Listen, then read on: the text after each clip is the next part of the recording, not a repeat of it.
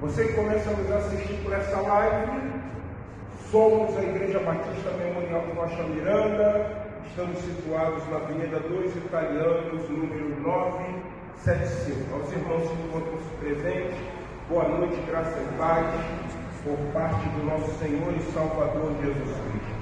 Irmãos, vamos começar esse hino, em vez de orar, vamos cantar um hino e transformar esse hino numa oração diante do Senhor. Eu quero convidar você a estar se colocando em pé e nós vamos louvar ao Senhor com o hino de número 60 do nosso cantor cristão, Coroai, saudai o nome de Jesus. Vamos então louvar ao Senhor. Você que começa a nos acompanhar por essa live, se você conhece esse hino, eu quero também convidar você, junto conosco, estar louvando esse Senhor digno de toda a honra e de toda a glória. Coroai, vamos louvar o Senhor. No início.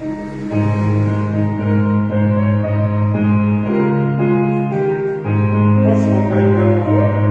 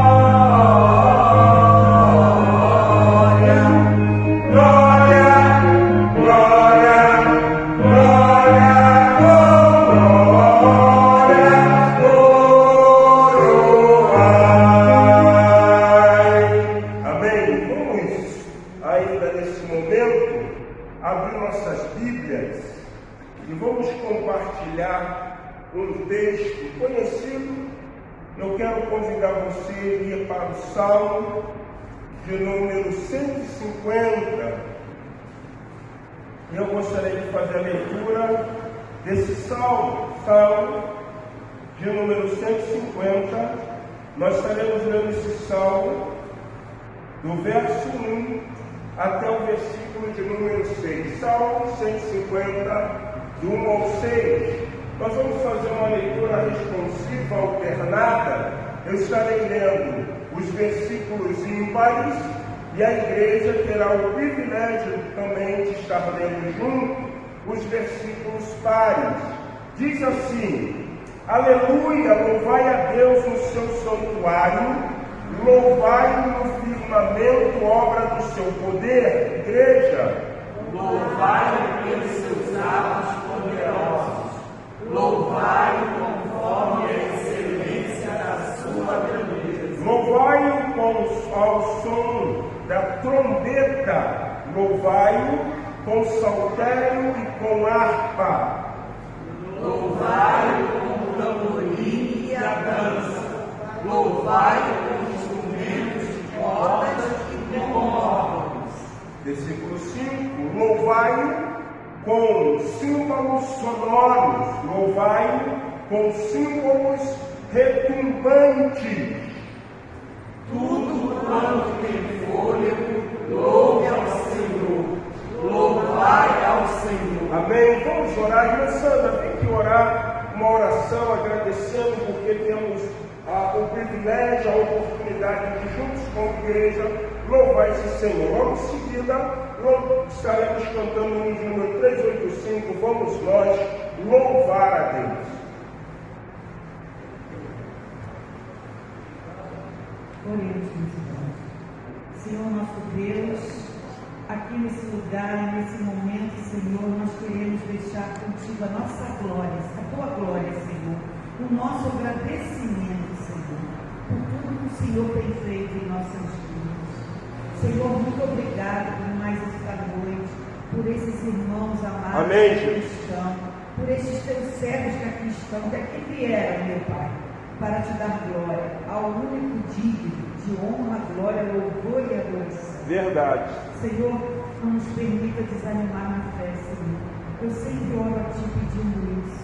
Não permita, Senhor, que as agruras do mundo, as situações que nós passamos, tirem a fé que nós temos no Em nome de Jesus.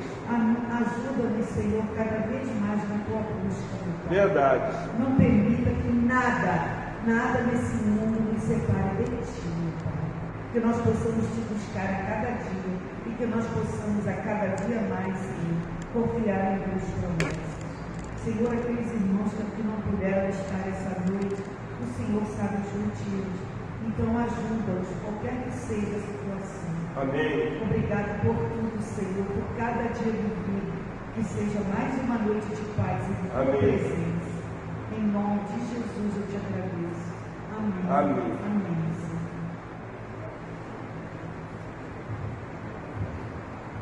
Hino de número 385 do nosso cantor cristão, Louvor.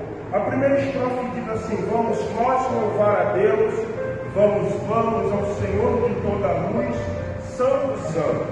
Cantem, louvem lá nos céus, nosso Deus e Rei Jesus, exaltado seja Deus, Santo, Santo. Louvemos ao Senhor e no 385 do nosso cantor.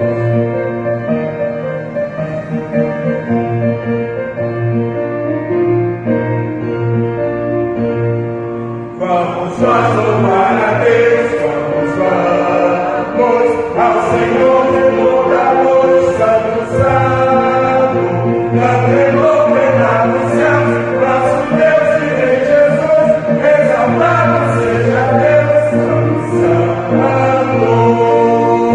Exaltado seja nosso Deus e Pai, exaltado, para sempre exaltai. Cantei, louvem lá nos céus, nosso Deus e Rei Jesus, exaltado seja Deus, Santo, Santo. Deus é o nosso eterno Pai, Santo, Santo. Deus nos bênçãos com Jesus, vende,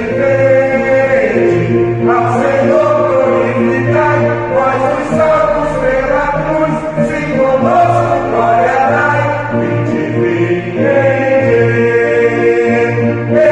Exaltado seja nosso Deus e Pai, exaltado, para sempre ó exaltai. Cantei, louvem lá nos céus, nosso Deus e Rei Jesus, exaltado seja Deus, Santo, Santo. Exaltemos nosso Deus, Santo, Santo. Exaltemos com fervor, hoje e hoje, tributemos todos nós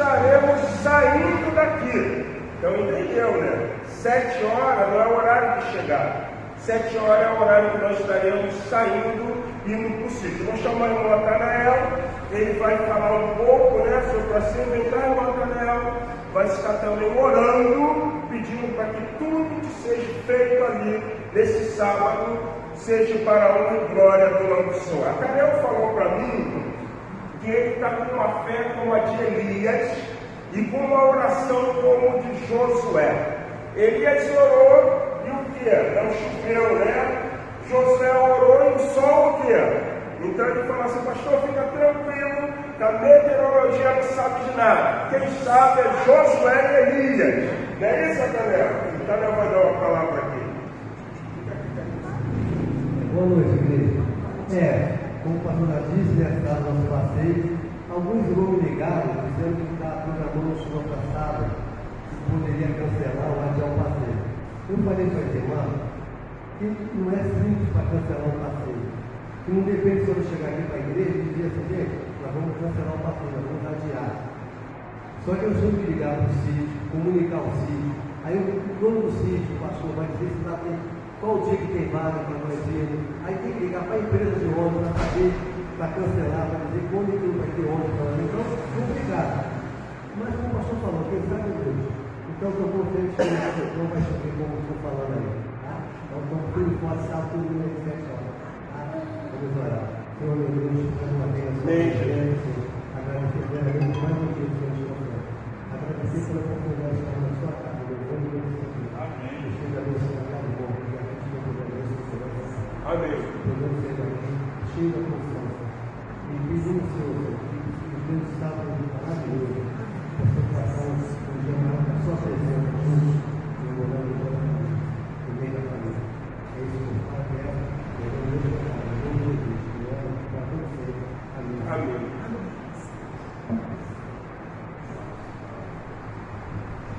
Irmãos, eu creio que o passeio vai ser uma bênção, eu creio que o tempo vai ficar bom, eu creio. Estava falando um negócio com a Marcela aí, muito certo, né?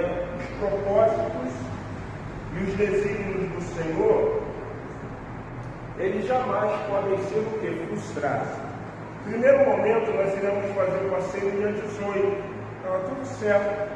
Quando eu saí daqui, aí ele abriu para falar com o proprietário do sítio, o senhor Daniel, o pastor Daniel, ele virou e falou assim: poxa, pastor, o senhor demorou para dar resposta, dia 18 foi fechado. Eu não me desesperei não, eu falei: esse tem vaga para quando? Só tem para o dia 25. E para mim ficou melhor e também para a igreja, porque houve tempo que tempo hábil. Então todo mundo se programou, divulgou-se melhor, e com certeza, no sábado a gente vai estar naquele churrasco gostoso, tomando banho de piscina, brincando, se divertindo, retornando às 17 horas, e vai ser uma maravilha no nome do Senhor Jesus Cristo. Eu tenho certeza que não vai dar certo não, já deu certo, isso é muito importante. E é interessante que nessa noite eu queria justamente falar sobre um mecanismo que para mim foi muito importante, né? Os irmãos sabem que o carrinho, né, que meu filho comprou, um Corsinha, carrinho velho, né, 99, um Corsa hatch, ele foi furtado na porta de casa. Eu sou pintor automotivo, então eu estava com o carro preparado, tinha outro carro no campo, no corredor não dava também para colocar o carro dele, e ele dormiu no portão alguns dias. E na sexta-feira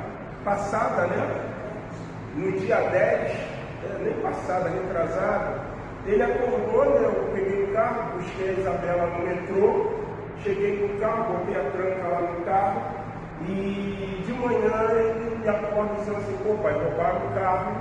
E aí o bandido botou a tranca no chão para dizer assim: não adianta não, pode botar a tranca, a gente vai levar.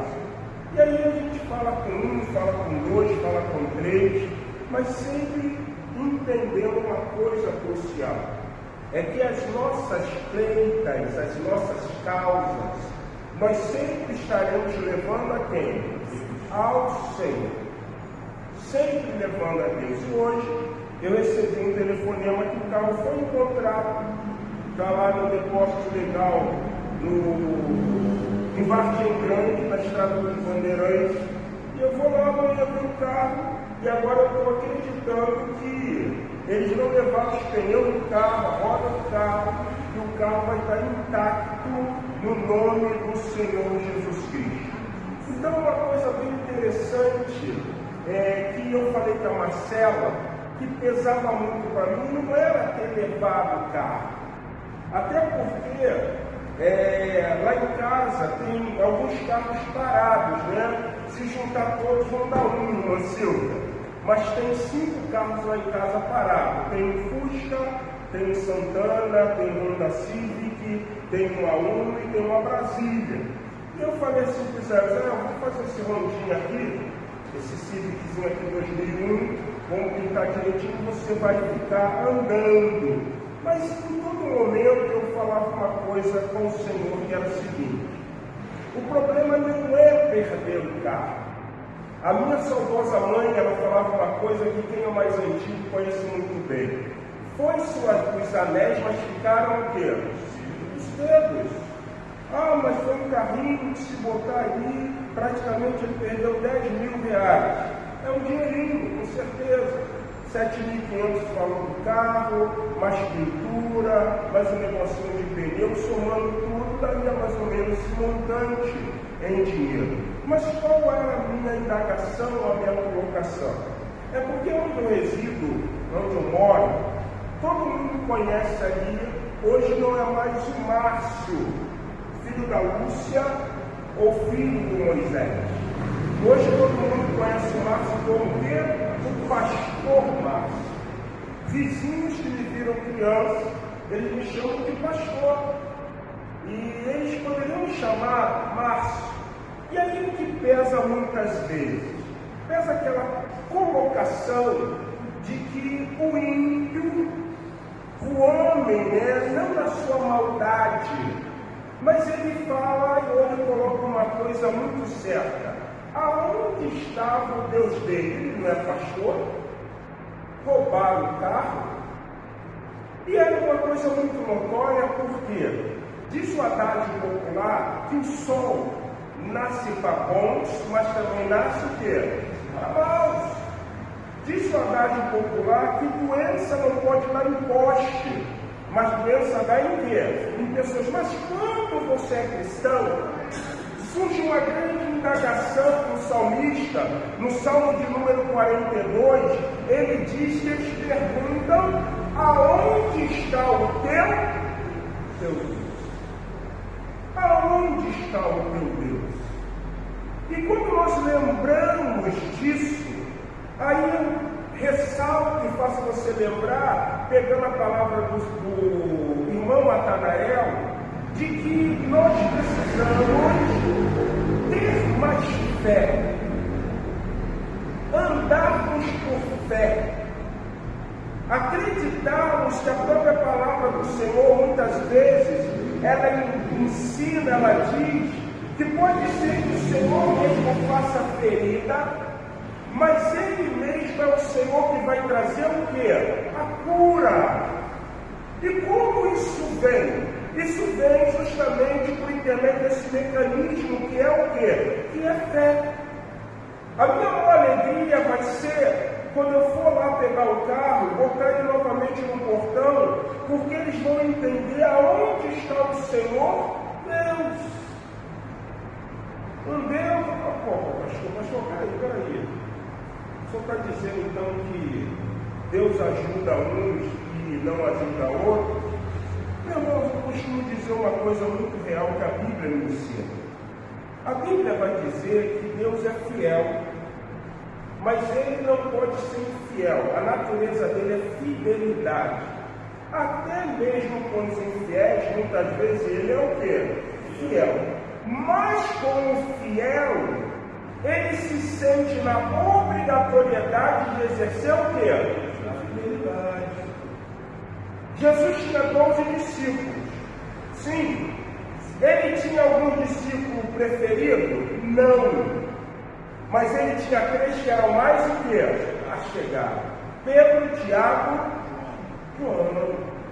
O exercício da fidelidade de Deus não está em filhos preferidos. Mas o exercício da fidelidade de Deus está no momento quando eu me achego a Ele. Quando eu coloco a minha pleita, quando eu coloco a minha queixa, quando eu falo como o salmista diz, por apelar por Deus, ele diz, eles estão dizendo, Senhor, aonde está o seu Deus? Eu quero convidar você a abrir sua Bíblia no livro de Salmos.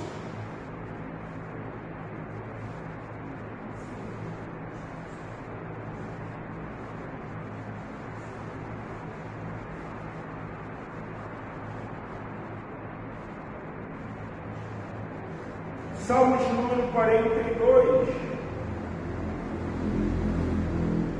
Abra sua Bíblia no Salmo 42.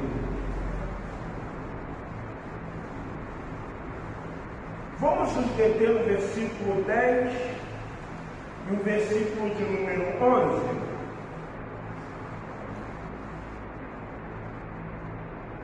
Salmo 42, versículo 10, versículo de número 11. A minha versão é um pouco diferente, mas diz assim: esmigalham-se os ossos quando os adversários me insultam, dizendo que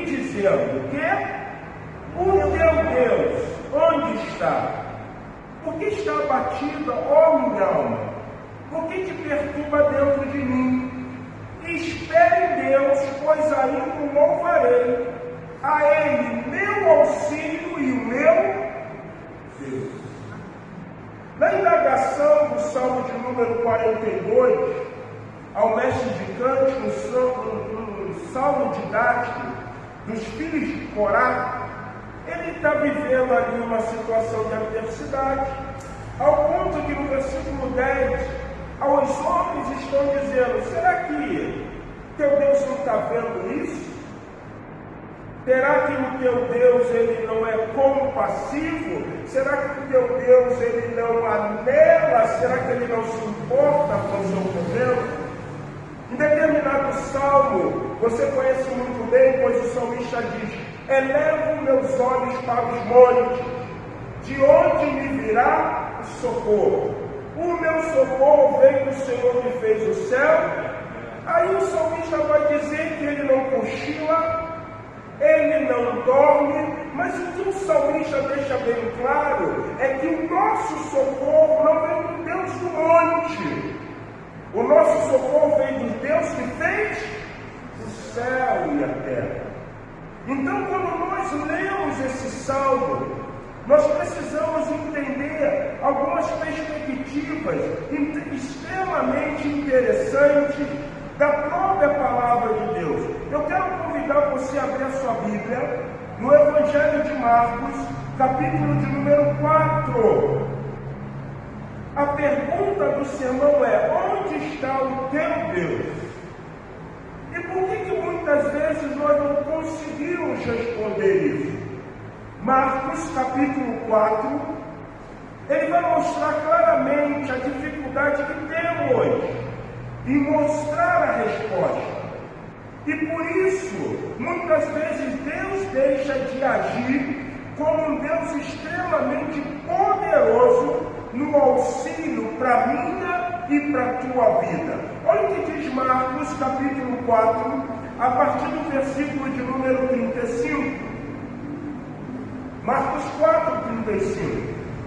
Naquele dia, já sendo tarde, disse-lhe Jesus: passamos para outra margem.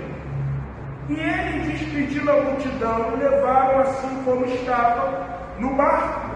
E os outros barcos seguiam. Ora, levantou-se grande temporal de vento, e as ondas se arremessavam contra o barco, de modo que o mesmo já estava a encher-se de água, embabido, afundando. E Jesus estava onde? Na popa. O que Jesus faz? Dorme sobre o travesseiro. Eles os despertaram e disseram: Mestre, não te importa que pereçamos? E ele, despertando, repreendeu o vento e disse ao mar: acalma-te, emudece. O vento aquietou-se e fez-se grande bonança. Então lhe disse: por que sois assim, o quê? Tímidos. Como é que não tendes fé? E eles, possuídos de grande temor, diziam uns aos outros: quem é este que até o vento e o mar lhe obedecem? Eu acredito que esses pequenos versículos aqui, exatamente 6 versículos, é a resposta da indagação quando pergunta ao salmista: aonde está o teu Deus? Esse texto aqui é fantástico, porque nós aprendemos, irmãos, isso é muito importante, o cristianismo precisa resgatar isso. Está se perdendo essa ideia, porque está sendo difundido um evangelho que parece que esse evangelho faz você imune à dor, imune às adversidades. E o que isso tem gerado? Crentes imaturos, crentes descompromissados, porque o discurso, às vezes, de muitos pastores é simplesmente: você vai vencer, você vai conquistar, tudo vai dar certo, nada vai dar errado. Como outrora os nossos pais, eles não deixavam de pregar uma coisa interessante: no mundo tereis aflições, mas tende bom ânimo, porque o filho teve aflições, mas ele conseguiu o quê? Vencer as aflições. É um cristianismo de robustez, é um cristianismo de alicerce da palavra, que tinha o interesse de gerar no cristão esperança pautada, acompanhada, regida, orientada por fé. Você tinha cristãos que eles iam agir como aquela mulher de Sunem. Quando Eliseu viu ela vindo, e ele disse para o discípulo do profeta Geazi: vai lá, pergunta a ela, como é que vai o marido, como é que vai o filho, e como é que ela o quê? Vai. Vocês lembram da resposta, né? E ela disse: vai tudo bem. Essa é a questão real. Quando nós vamos responder aonde está o nosso Deus. Eu lembro de um certo cântico, né, que dizia: onde está teu Deus, onde ele está? Meu Deus está no céu, mas também no meu, o do mundo está morto, mas o meu, nós temos um Deus que reside no céu, que habita o nosso coração e que está vivo. Então, muitas vezes, as bocas vão se bater, a língua vai se apegar ao céu da boca, a fala vai ser mas Deus vai mostrar que Ele é Deus presente. E como nós vamos conseguir viver isso? Você não consegue mostrar quem é o teu Deus se Ele não permitir que você passe pelo quê? Adversidade. Ninguém consegue mostrar quem é o seu Deus se não estiver vivendo um momento de quê? De adversidade. Porque sempre foi assim, Deus sempre agiu assim. Os discípulos aqui estão com Jesus, pegaram o barco, estão atravessando o mar de Tiberíades. É mais ou menos como a perspectiva de quem? Do Jordão. Atravessar o Jordão era uma coisa muito simples. Simples atravessar o Jordão. Jesus mesmo foi batizado no rio que? Jordão. Deus chega para Josué e diz assim: Josué, santifica o povo, porque amanhã eu vou fazer coisas maravilhosas. Josué santifica o povo. E eu posso imaginar que na mente de Josué era o seguinte: mas Senhor, como é que o Senhor vai santificar e engrandecer o meu nome no meio desse povo? E Deus vira para Josué e diz assim: vocês vão atravessar o Jordão. Poxa, gente, com muita franqueza, quando você pega essa geografia, você vai falar assim: poxa, eu estou no lugar de Josué, eu não vou ficar feliz não. Aí você vai perguntar assim: por quê? Porque Moisés atravessou o mar vermelho.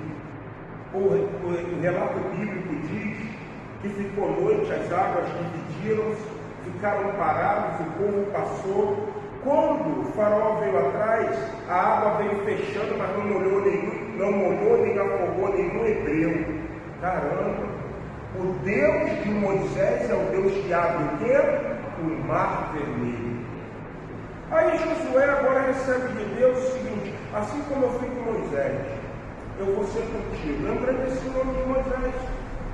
E Josué vai falar assim: sim, Senhor, o Senhor agradeceu o nome de Moisés. Ele passou com 600 mil, pé seco, pelo mar vermelho. Isso está dizendo para mim, com essa nova geração, que o Senhor vai engrandecer o meu nome, mandou santificar o povo, porque o Senhor vai fazer maravilha atravessando o Jordão. Sim, porque quando Deus quer mostrar quem Ele é, Ele vai fazer a gente viver as adversidades, para que nós venhamos mostrar quem é o nosso Deus e aonde Ele o quê? Está. Atravessar o Jordão naquele momento, aos olhos de Josué parecia simples, mas Deus sabia o que Ele estava preparando. Porque Deus vira para Josué e diz assim: você vai atravessar o Jordão na época da primavera, na época da cega, na época de colheitas.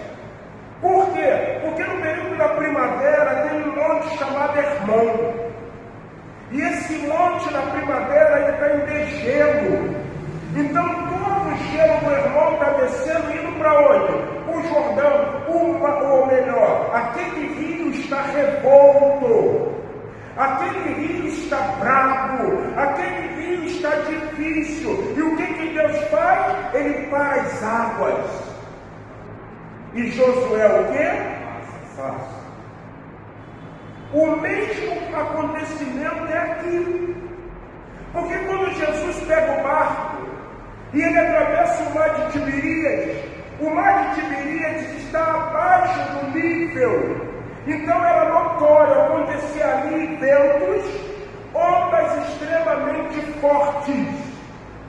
Só que a palavra de Deus diz que as ondas e os ventos fortes, que agora está se dando ali quando eles estão atravessando, não é algo costumeiro. Qual era a profissão de Pedro? Alguém lembra? Você acredita que pescador que é pescador não vai conhecer mar revolto? O primeiro que fica tímido, com medo, é quem? Pedro. Provavelmente, alguém poderia perguntar assim: Pedro, aonde está o teu Deus? De repente alguém pode perguntar: João, Maria, Alfredo, Cláudia, aonde está o teu Deus? E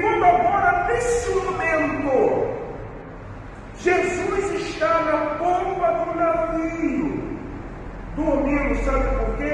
Porque quando alguém pergunta onde está o nosso Deus, nós precisamos ter compreensão de onde Ele está e quem Ele é. Meu Deus está onde? Mas também no meu coração. E quem Ele é? Ele é segurança. Por isso que Jesus dormia o quê? Sossegado. Será que Deus tem sido segurança da sua vida? Será que você não está entendendo que essa leve e momentânea tribulação vai trazer sobre você peso de glória? Será que você não está entendendo que foi assim com grandes líderes, com grandes personagens bíblicos, e também vai ser com você? Nós precisamos responder onde está o nosso Deus, e nós vamos conseguir responder onde está o nosso Deus quando nós passamos pelo processo que Ele estabelece sobre a nossa o quê? Vida. Isaac, por que você foi avistar-se com o rei dos filisteus, com o rei do Egito? Não é assim, porque como no dia do meu pai Abraão, teve fome, e está acontecendo comigo, e o Egito, ele tem uma hidrografia boa, tem água. E o senhor sabe que para o gado, para a plantação, o trigo, para a agricultura e para a pecuária, depende da água. Não desça ao Egito, não.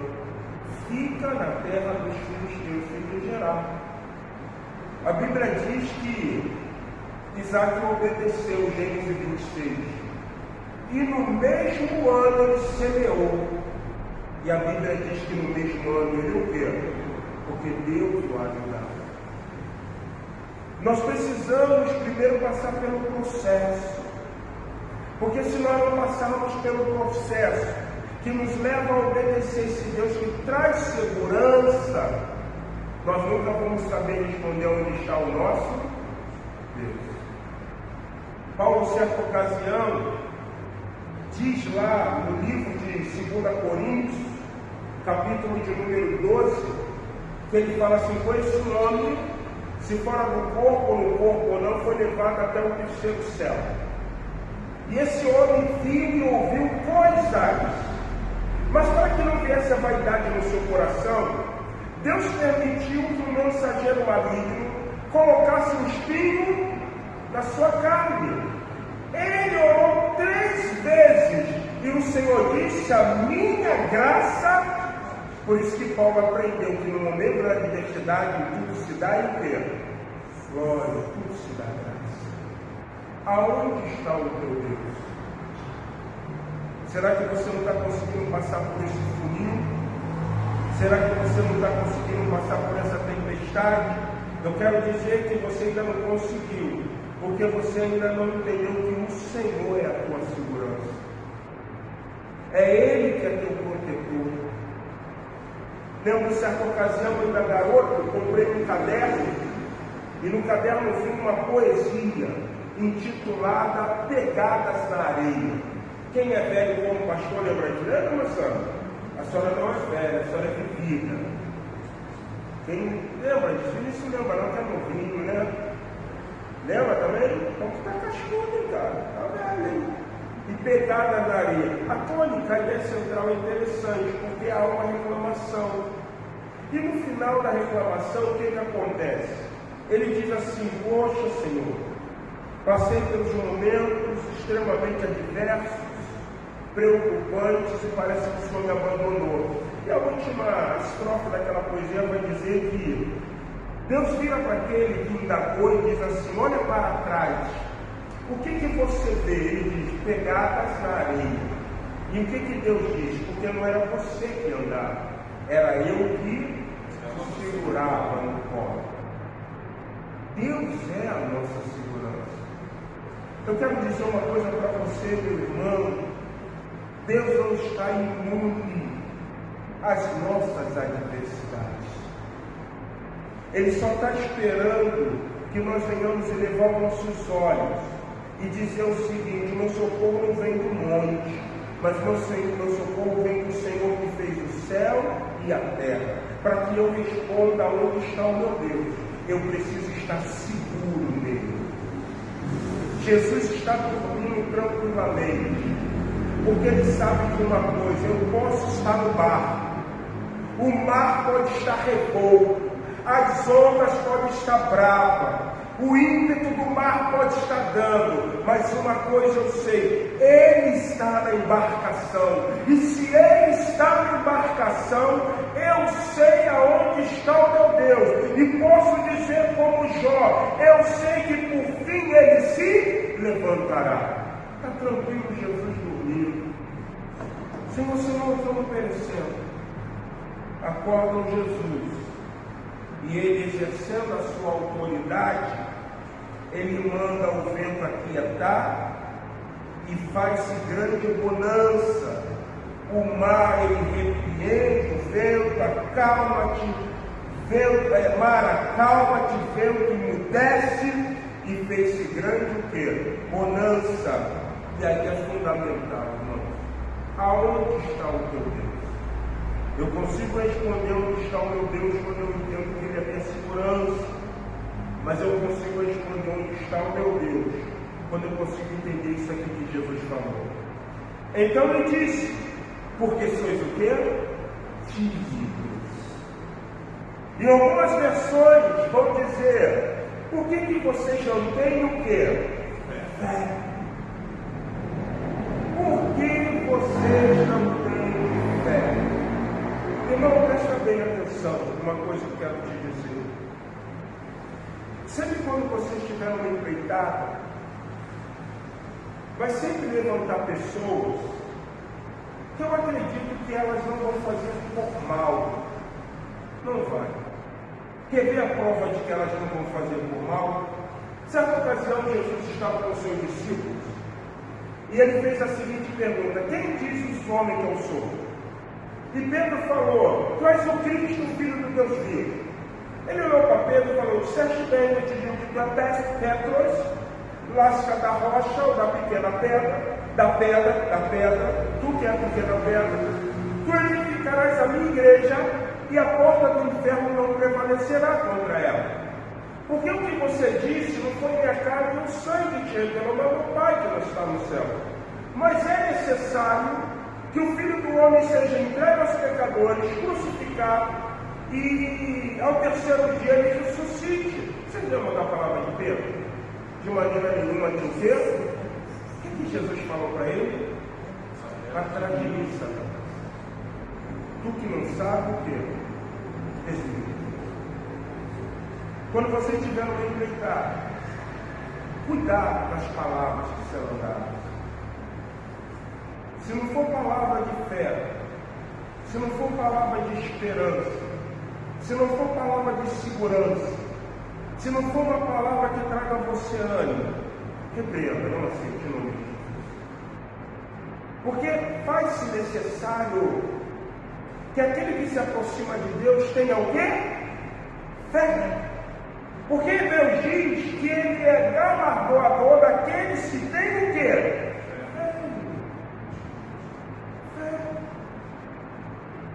A Bíblia mesmo diz que, em certa ocasião, Maria, mãe do nosso Senhor e Salvador Jesus Cristo, virou para o anjo Gabriel e falou assim: como se dará isso, visto que eu não tive contato com o homem, visto que eu ainda não conheci José, como eu vou ficar grávida? É óbvio, o Espírito Santo descerá sobre ti, o poder do Altíssimo te envolverá. Mas existe uma coisa linda que Gabriel falou: aquilo que parece ser impossível aos homens é possível para Deus.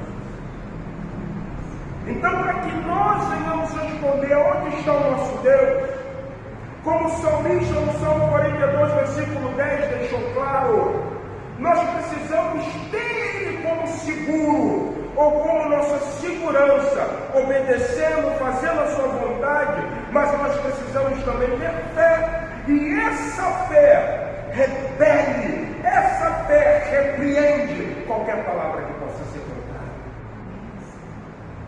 Aquilo que você crê, Deus só vai fazer se você estiver munido de fé. Ora, a fé é o firme fundamento de algo que se espere a convicção de fatos que não o quê? Jesus olha para os seus discípulos e diz assim: por que vocês são tão férios? Aonde está o Deus de vocês? Aonde está? Jesus sabia onde estava o Pai. Por isso que o texto diz que ele está dormindo tranquilamente.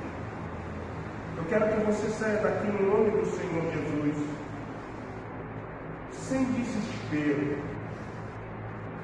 acreditando que o quadro vai mudar, vai ter transformação, vai ter notícia nova. Deus vai fazer algo sobrenatural interessante, mas você precisa ter fé. Aquela mulher Fenícia, ela estava com a filha horrivelmente endemoniada em casa. Ela era uma mulher estrangeira, ela não era uma judia. E ela chega diante de Jesus, se lança e roga para que ele vá na sua casa.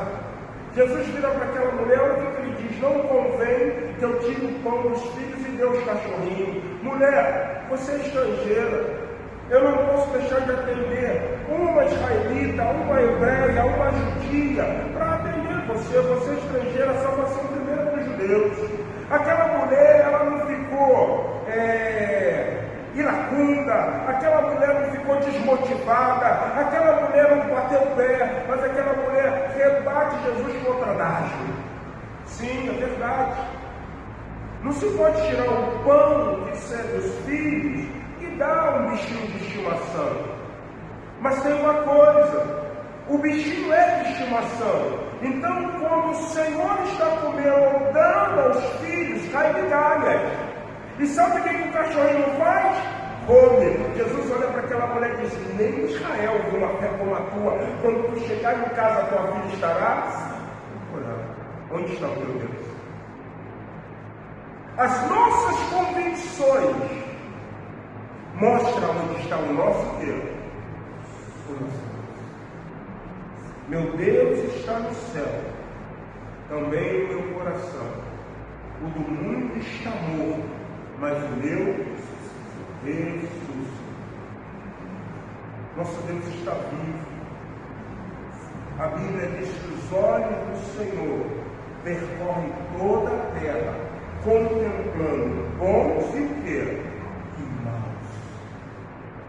Deus não está deixando de olhar você. Mas de repente Ele está dizendo que você precisa ter só mais um pouquinho de quê? De fé. Para gerar essa paciência, essa perseverança. Eclesiastes fala uma coisa, eu gostaria que você levasse. Há tempo para todo o propósito de Deus. E nesse tempo existe uma parte que diz o quê? Há tempo de falar e tempo de quê? Cala-te. Vocês já escutaram aquele adágio: quem fala muito dá bom dia ao quê? A cavalo. Cala-te. Espera. Confia.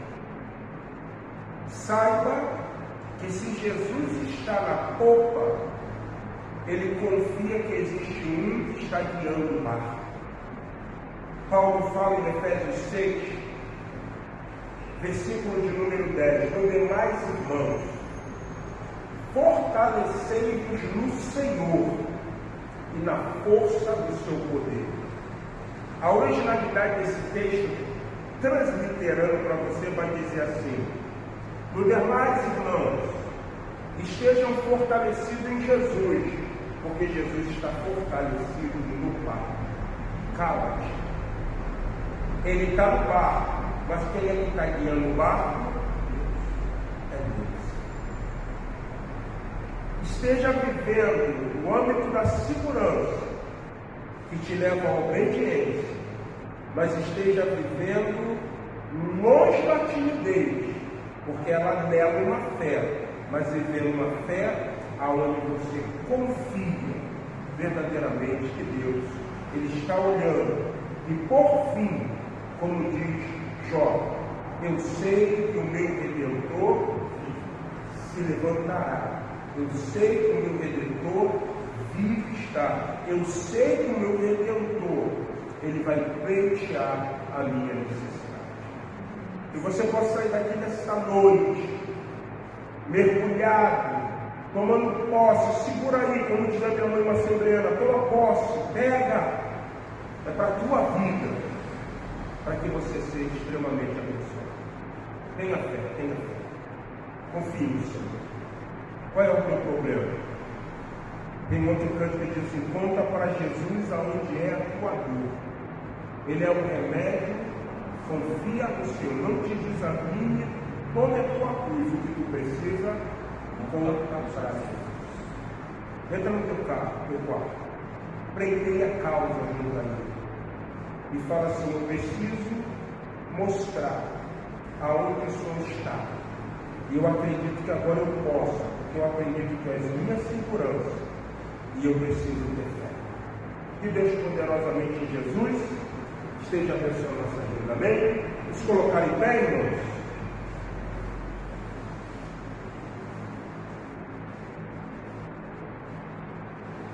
Você que nos acompanha nessa live, Deus te abençoe no nome do Senhor Jesus.